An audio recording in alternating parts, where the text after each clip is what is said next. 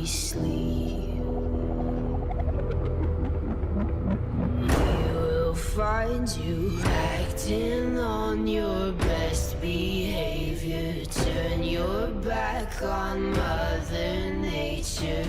Everybody wants to rule the world. Do you think those early experiences led you to writing about seagulls?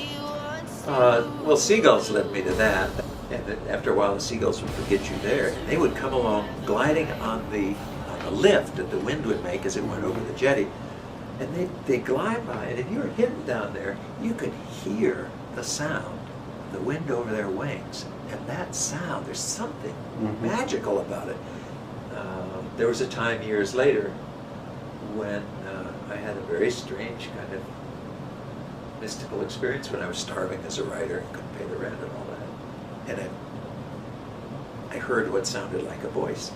And it sounded like it was behind me to the right, and it said, Jonathan Livingston Seagull. I had no idea what that meant. I went home and locked the door and sat down and I said, what does this mean? Why would I hear this weird, what's a Jonathan Livingston Seagull? And nothing happened. And I was just about ready to say, this is the strangest experience of my life. I have no idea what happened. It is psychic powers gone astray.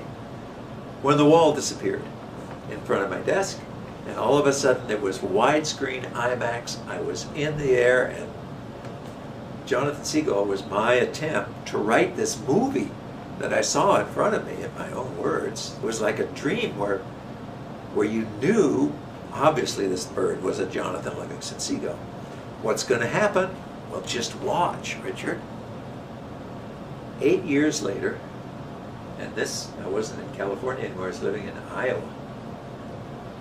And I woke up from a dead sleep. Bam, there's the end of the story. Not as a vision, but all of us, I remembered him, and I know how that story had to end and how it had to go on from there. So by now I'd had 8 years of writing practice. So I wrote fast as I could write, and wham, that story was done. And it went off, and I just felt this kind of divine direction for it. And I knew, am I ever a lucky writer? This thing is just going to go crazy.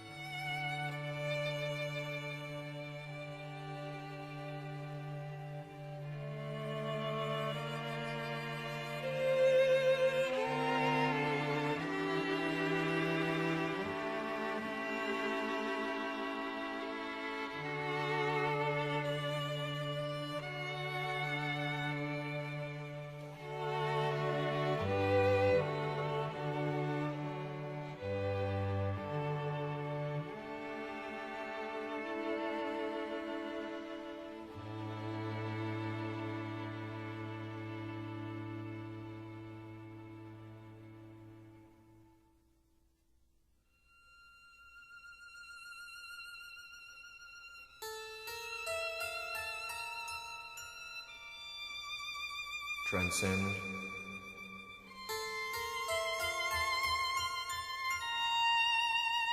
purify, glorious.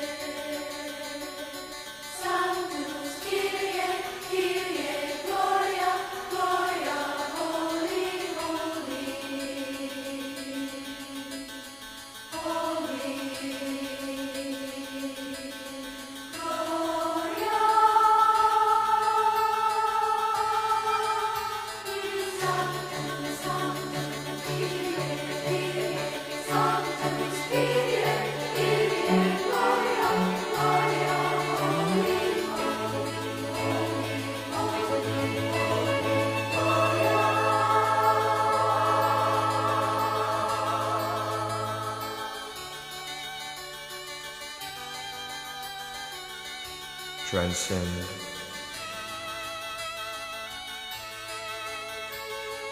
purify,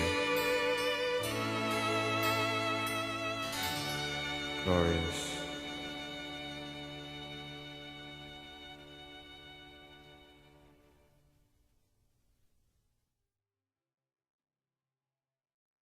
So many ways that are so fascinating, that we gauge the quality of the friends we have by their ideas. We are attracted to certain ideas and repelled by others. Are those things fiction? Are they nonfiction? I no longer care. Tell me what's going on in your mind. Tell me what's going on in your heart. And I will feel the magnetism that will make me choose you for a friend, or to say, well, I want to keep my distance from him. There is something within me that says, you have something to learn from what Jeffrey has to say. Listen carefully. I like that feeling. I have spent my life gradually closing my mind, and I've chosen to do that. I'm closing my mind to all kinds of ideas that are not interesting to me. I'm not interested in experimenting with drugs. I'm not interested in driving high speed along very narrow roads along the edge of steep cliffs. The things that I'm interested in is, what does someone else know about the power of their own imagination? How has it changed their life? How can I steal ideas from them to use in mine? Company logo, I had to laugh. What kind of playful part of me has these wonderful capacities? Is it attached to us like a balloon by string to a child? Does it come with us wherever we go? Does it have these power? And we don't feel it because we never ask. And that was really the first time that I recognized that for me, I said, yes, exclamation point. I want to get to know that part of me that's not trapped in my body.